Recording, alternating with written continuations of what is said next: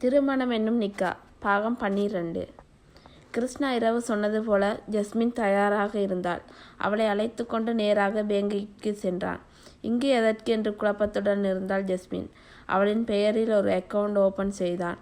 25,000 ரூபாய் டெபாசிட் செய்தான். ஜஸ்மினால் எதுவும் கேட்க முடியவில்லை.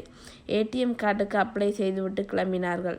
ஒரு காஃபி ஷாப்பிற்கு அழைத்து சென்றான். இப்போது உனக்கு அக்கவுண்ட் ஓப்பன் பண்ணியாச்சு. ஏடிஎம் கார்டு சீக்கிரம் வந்துடும். பணம் எதுவும் உனக்கு வேணும்னா என்கிட்ட கேட்குறதுல தயக்கம் இருக்கும். அதனால் உன் அக்கௌண்ட்டுக்கு பணம் போட்டிருக்கேன். ஏடிஎம் கார்டு வந்ததும் உனக்கு தேவையானதை நீயே வாங்கிக்கலாம். கிருஷ்ணா சொன்னதும் ஜஸ்மினுக்கு கண்கள் கலங்கி விட்டது. எப்படி இவனால் என் மீது இவ்வளவு அன்பு வைக்க முடிகிறது?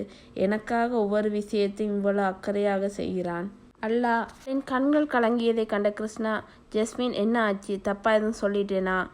என்னை மன்னிச்சிடு என்றான். இல்லை, நீங்கள் எதுவும் தப்பாக சொல்லலை. நீங்கள் என் மேலே ரொம்ப அன்பாக அக்கறையாக இருக்கீங்க. நிறைய பண்ணுறீங்க. உங்களுக்கு நான் என்ன கைமாறு செய்ய போகிறேன்னு தெரியலை. என் வாப்பா எப்படி பார்த்துப்பாங்களோ அப்படியே நீங்களும் பார்த்துக்கிறீங்க என்றாள் ஜஸ்மின். அவளின் பதில் கிருஷ்ணாவுக்கு சந்தோஷமாகவே இருந்தது. இருவரும் காஃபி குடித்து கொண்டே சிறிது நேரம் பேசிக்கொண்டு இருந்தனர்.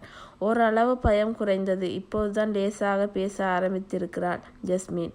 அவள் பேசுவதே அவளுக்கு ஆசையாக இருந்தது. அவள் மென்மையாக சிறிது வெட்கத்துடன் பேசினாள். அவள் பேசும் பொழுது அவள் கண்களும் சேர்ந்து பேசுவது போல் இருந்தது. அவளை வீட்டில் விட்டுவிட்டு அவன் வேலன் ஸ்டோர்ஸ் கிளம்பினான். ஜஸ்மினுக்கு இன்னும் கல்லூரி ஆரம்பிக்கவில்லை. அதனால் பொழுது போக்குவதற்காக அணுவின் சோலில் தன்னுடைய எம்ப்ராய்டியன் திறமையை காட்ட ஆரம்பித்திருந்தாள். அப்படியே நேரம் போனது.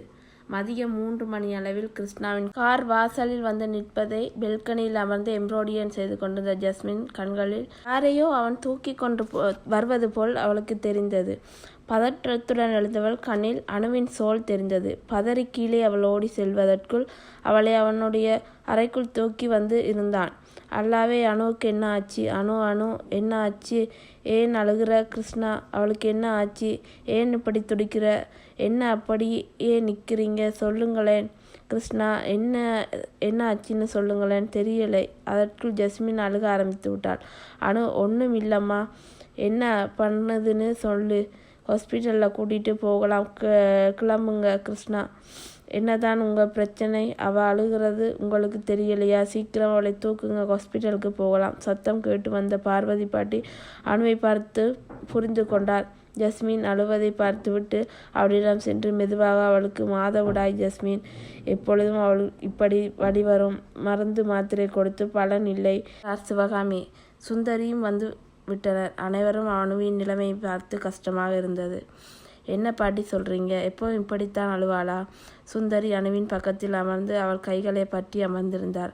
அவள் பெரியவள் ஆனதிலிருந்தே இப்படித்தான். நாங்களும் நிறைய டாக்டர்ஸ் கிட்ட பார்த்தோம். இன்னும் ப்ராப்ளம் கிடையாது, சரியாயிடும்னு சொல்கிறாங்க. ஆனால் சரியாகவே மாட்டேங்குது என்றார் சிவகாமி. சற்று யோசித்த ஜஸ்மின் எழுந்து சென்றாள். சிறிது நேரம் கழித்து அவள் கிளாஸில் ஏதோ எடுத்து வந்து இருந்தாள். சுந்தரியிடம் வந்து அதை கொடுத்துவிட்டு அணுவை மெதுவாக தூக்கி அவளின் மேல் அணைத்து கொண்டு அந்த கிளாஸில் உள்ளதை அவளுக்கு கொடுத்தாள். அணு மறுத்த போதும் அவள் மெதுவாக அவளுக்கு கொடுத்தாள். அவள் குடித்ததும் ஜஸ்மின் தலையில் சோலை போட்டு பக்கத்தில் அமர்ந்து துவா செய்தாள். அனைவரும் அவளையே பார்த்து கொண்டிருந்தனர். அணு மெதுவாக கண்ணை மூடி படுத்தாள். அப்படியே உறங்கி போனாள். மெதுவாக அனைவரும் வெளியே வந்தனர். எல்லோருக்கும் ஒன்றும் புரியவில்லை. சுந்தரி ஜஸ்மினை கட்டி அணைத்து கொண்டாள். ஜஸ்மின், உனக்கு எப்படி நன்றி சொல்றதுனே தெரியலை. ஒவ்வொரு மாசமும் அணு படுற வேதனையை பார்க்க முடியாமல் தவிச்சிட்டு இருப்பேன். அவள் தூங்க முடியாமல் அவஸ்தைப்படுவாள். என்னால் அவள் தூங்குறத நம்பவே முடியலை. அது என்ன மருந்து என கேட்டார் பார்வதி பாட்டி. மோரில் வெந்தயமும் மஞ்சள் தூளையும் கலந்து எடுத்துட்டு வந்தேன் பாட்டி. ஜெஸ்ரா அத்தை எனக்கு அதுதான் கொடுப்பாங்க என்றாள் ஜஸ்மின். ஆச்சரியமாய் பார்த்த பார்வதி பாட்டி, ரொம்ப நன்றியடா ஜஸ்மின் என்றார். என்ன பாட்டி, என்கிட்ட போய் நன்றி சொல்றீங்க? அவளை ஆசீர்வாதம் செய்வது போல் அவளின் தலையை கை வைத்தார்.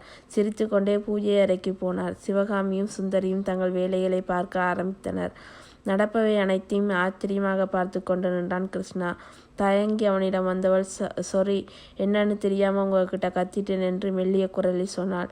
அவள் சொல்லியதை காதில் வாங்கி அதவன் போல் என்னை நீ கிருஷ்ணான்னு சொல்கிறது நல்லா இருக்கு என்று சொல்லி சிரித்தான். ஜஸ்மின் முகம் இரத்தமென சிவந்தது. அதை ரசித்து கொண்டே, இனி நீ என்னை என் பெயர் சொல்லியே கூப்பிடு, சரியா என்றான். இல்லை, அதெல்லாம் சரி வராது. உங்களை எப்படி பெயர் சொல்லி கூப்பிடுறது? கண்ணில் குறும்புடன் கொஞ்சம் நேரத்தில் முன்னாடி கூப்பிட்டியே, அப்படிதான் என்றான். ஐயோ, நான் பதட்டத்தில் சொல்லிட்டேன். என்னால் அப்படி கூப்பிட முடியாது. நான் உன் ஃப்ரெண்ட் தானே. நீ என்னை பேர் சொல்லி கூப்பிட்றதுல என்ன தப்பு இருக்கு? அவள் மறுத்து பேசுவதற்குள் நான் சொன்ன கேட்க மாட்டியா? அழுத்தமான அவனின் குரல் பயந்து சரி என்று தலையாட்டினாள். சரி, இப்போ கூப்பிடு என்றான். நிமிர்ந்து பார்த்தவள் அவனின் அழுத்தமான முகத்தை பார்த்து தயங்கி பின் மெல்ல கிருஷ்ணா என்றாள். அவனுக்கு மனசுக்குள் இல்லென்று இருந்தது. சிரித்துக்கொண்டே திரும்பியவன் தலையை கோதி விசில் அடித்துக்கொண்டே சென்றான். அவனின் செய்கையை ஆச்சரியமாக பார்த்து கொண்டிருந்தாள் ஜஸ்மின். இனி என்னவெல்லாம் நடக்கப் போகுதோ பார்ப்போம்.